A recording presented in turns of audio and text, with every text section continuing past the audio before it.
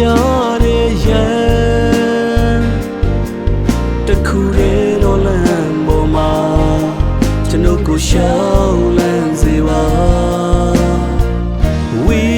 ညာဉ်တော်ပေါ်ပြတဲ့ရန်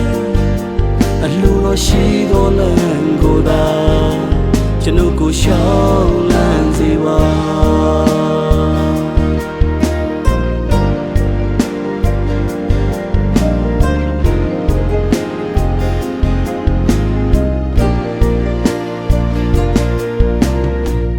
ပိတ်ထားသောငါတွေဝင်ပြီးကြာကြာနေသောရာများအချိန်မီရောက်ရှိလို့လာပြီဂတိထားသောစကားပေါ်ရဲ့တီအမြဲယုံကြည်ဖို့မှာသောတမန်တရားကသက်ရှင်သည်ခက်ခဲခြင်းတိုင်းတွေပြည့်ပြီးအမှုပြီးပြီဆိုတဲ့သခင်ရဲ့ကားနဲ့ထဲကစကားတည်းသည်ပြောနေပြီကျွန်ုပ်ကိုစကားပြောလို့နေပြီဝိညာဉ်တော်ညွှန်ပြတဲ့ရန်တခုရဲ့တော်လမ်းပေါ်မှာ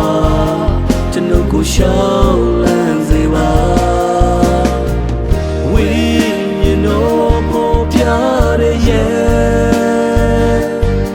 အလိုတော်ရှိတော်လမ်းကိုသာ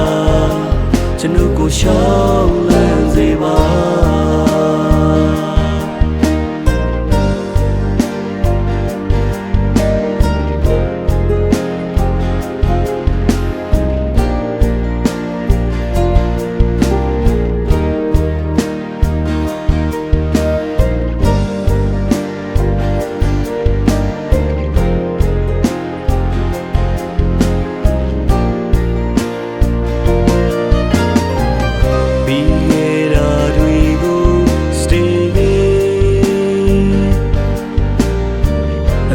ဖြစ်လာမှာကို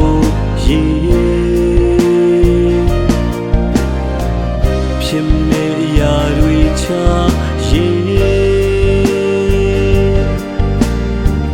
ကျေးဇူးတော်ကိုသာတွေ့ဝိညာဉ်တော်ညွှန်ပြ